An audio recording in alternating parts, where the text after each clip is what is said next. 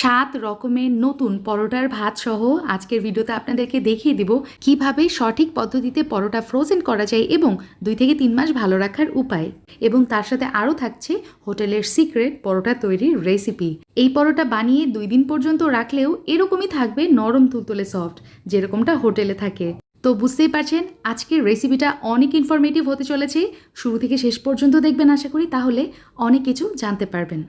প্রথমেই লাগছে আমার ময়দা। আপনারা চাইলে কিন্তু এখানে আটাও ব্যবহার করতে পারেন। তো 2 কেজির একটা ব্যাগ থেকে আমি 1 কেজি পরিমাণ ময়দা নিয়ে নিচ্ছি, অর্থাৎ কাপ হিসেবে যদি আমি বলি সেক্ষেত্রে 4 কাপ পরিমাণ ময়দা আমি এখানে ব্যবহার করছি।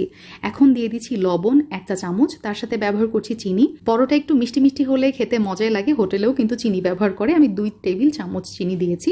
তার সাথে বেকিং সোডা ব্যবহার করেছি 1/2 চা চামচ। সব কিছু একত্রে খুব ভালোভাবে মিক্স করে নিয়েছি। তার মধ্যে এখন দিয়ে দিচ্ছি রুম টেম্পারেচারে থাকা পানি। 2 কাপ পানি নিয়েছি, দেখি আমার কতটুকু লাগে। এবং তার সাথে দিয়ে দিলাম সয়াবিন তেল 2 টেবিল চামচ। পানির সাথে আমি কিন্তু তেলটা দিয়ে দিয়েছি।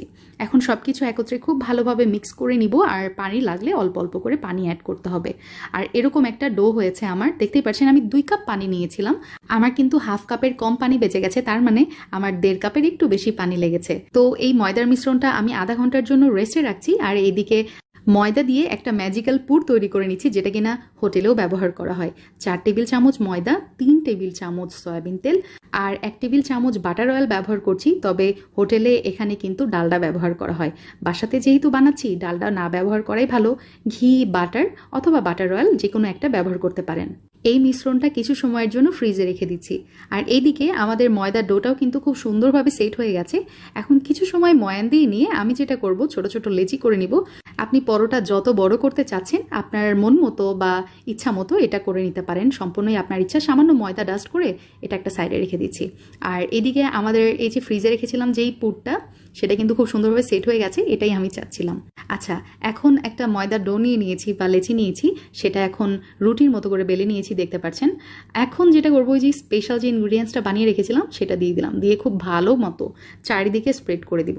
এখন রাইট সাইডে ফোল্ড করে নিব এবং এর উপরে দেখতে পাচ্ছেন ময়দার ওই স্পেশাল মিশ্রণটা দিয়ে দিলাম।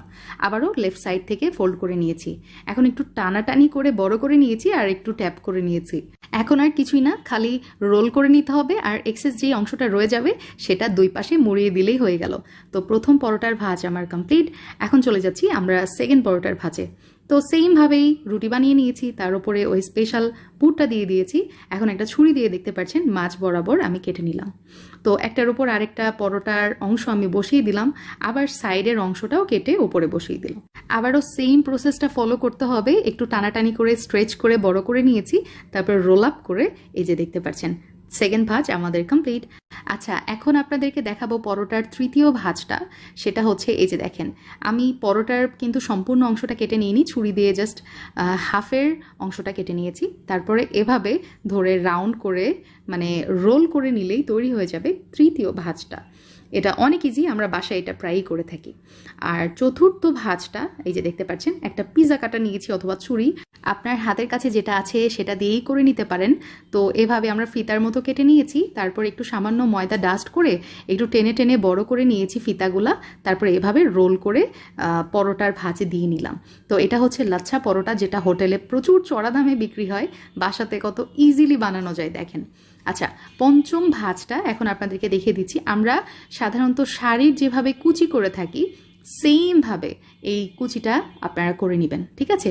করে নেওয়ার পরে একটু টেনে নিয়ে ট্যাপ করে নিতে হবে। তারপরে দেখেন এই যে আমি হাতের নিচ দিয়ে এটা রোল করে নিয়েছি, তারপরে চেপে চেপে আমি পঞ্চম পরোটার ভাঁজটাও দিয়ে নিলাম। আর এটা বাংলাদেশি হোটেলে প্রচুর পপুলার একটা ভাঁজ। আর ষষ্ঠ ভাঁজ আপনাদেরকে দেখাই, এই যে দেখতে পাচ্ছেন, এটা হচ্ছে যে চারকোনা পরোটা, যেটা আমরা বাসায় সবসময় করে থাকি। আর যেই পরোটাই করেন না কেন, প্রথমে রুলস একটাই, যে প্রথমে রুটি বানিয়ে নিতে হবে, তারপরে ওই স্পেশাল ইনগ্রিডিয়েন্টসটা লাগাই নিতে হবে, মানে ময়দার ওই ম্যাজিক্যাল মানে পুরটা লাগাই নিয়ে তারপরে এই ভাঁজগুলো আমি করেছি। আর লাস্টের সপ্তম ভাঁজটা কিন্তু আমি 3 কোনা পরোটাটা বানিয়ে নিয়েছি। তো হয়ে গেছে আলহামদুলিল্লাহ, 7টা পরোটাই আপনাদেরকে দেখিয়ে দিলাম। এখন এই পরোটাগুলো আমি বেলে নিচ্ছি এবং সরাসরি চলে যাব চুলাতে। আর পরোটা বেলা তো অনেক ইজি, আপনারা সবাই জানেন, এটা নতুন করে স্পেশাল করে আর বলার কিছু নাই বা দেখানোরও কিছু নাই, চুলাতে চলে আসছি। এখন পরোটাগুলো আপনাদেরকে ভেজে দেখাবো। চুলার মিডিয়াম আছে আমি পরোটাগুলো ভেজে নিব। আর প্রথমেই সেঁকে নিয়েছি 2 পাশ, তারপরে 1 টেবিল চামচ তেল দিয়ে এই যে পরোটাগুলো ভেজে নিচ্ছি। দেখতেই পাচ্ছেন পরোটা ফুলে একবারে বালিশের মতো হয়ে গেছে মাশাআল্লাহ, আর কি সুন্দর কালার আসছে। আর গোল একটা পরোটাও আপনাদেরকে ভেজে দেখাচ্ছি, গোল পরোটাও আমার ফুলে গেছে। আর ভিতরে যে কতগুলো লেয়ার্স হয়েছে আপনাদেরকে একটু পরে আমি ছিঁড়ে দেখাচ্ছি। তো আলহামদুলিল্লাহ আমি সবগুলো পরোটা ভেজে নিয়েছি, আর দেখতেই পাচ্ছেন কতটা সফট হয়েছে।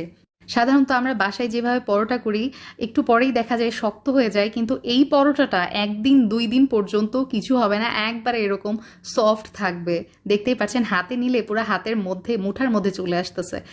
আমার আর কিছু বলার নাই। তো যাই হোক, এখন আপনাদেরকে দেখাবো যে আমি এই পরোটাগুলা কিভাবে ফ্রোজেন করি। তো আমি যেটা করি, পরোটা জাস্ট মিডিয়াম হিটে একটু কিছু সময় সেঁকে নিই, এই ধরেন 30 থেকে 40 মিনিট এপিট ওপিট। যখন একটু কালারটা চেঞ্জ হয়ে যায় পরোটার, তখন আমি উঠিয়ে রাখি। আর পরোটাগুলো যখন ঠান্ডা হয়ে যায় তখন আমি যেটা করি, একটা এয়ারটাইট বক্স অথবা জিপলক ব্যাগের মধ্যে এভাবে রেখে দিই ডিপ ফ্রিজে। এভাবে রাখলে আপনার পরোটা 2 থেকে 3 মাস ভালো থাকবে। আর যদি এমনিতেই নর্মাল ফ্রিজে রাখতে চান, নর্মাল চেম্বারে, ফ্রিজের নর্মাল চেম্বারে, সেই ক্ষেত্রে আপনার পরোটা 15 দিনের মতো ভালো থাকবে। আর এই হোটেল স্টাইল পরোটা আমি সার্ভ করেছিলাম পনির মশলার সাথে। দেখতে পাচ্ছেন এই রেসিপিটা কিন্তু আমার ফেসবুক রিলস এবং ইউটিউব শর্টসে দেওয়া আছে। সো ইনাফ ফর টুডে, ইনশাল্লাহ আবার দেখা হবে। আল্লাহ হাফিজ, আসসালামু আলাইকুম।